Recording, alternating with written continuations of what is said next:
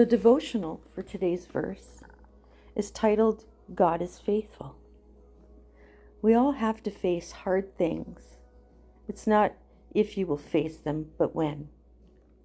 But when those challenges come, you can know you're not alone. In Isaiah 43:2, God reminds Israel that his faithfulness doesn't change with their circumstances. He was faithful in the past, and he would continue to protect and provide for them. When you pass through the waters, after 400 years of slavery, God empowered Moses to lead the Israelites out of Egyptian captivity, just as the opposing army was closing in and all seemed lost. God made a way right through the Red Sea. See Exodus 14. This is probably what the book of Isaiah is referencing to remind the Israelites of God's power.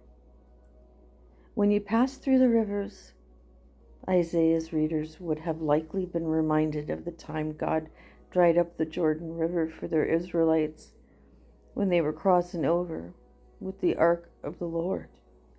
They even built a memorial so that generations to come would remember God's presence. You can find this story in Joshua 3. When you walk through the fire, in the book of Daniel, 3 men, Shadrach, Meshach, and Abednego, were thrown into the fiery furnace after refusing to obey the king's decree to bow down to an idol instead of to God.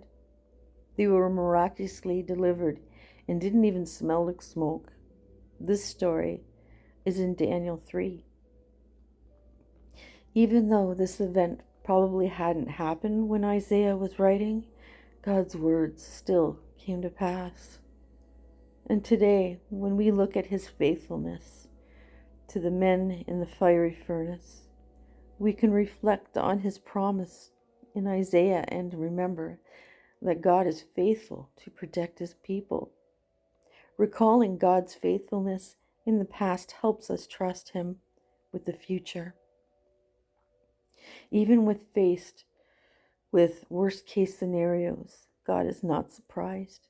He's already gone before you.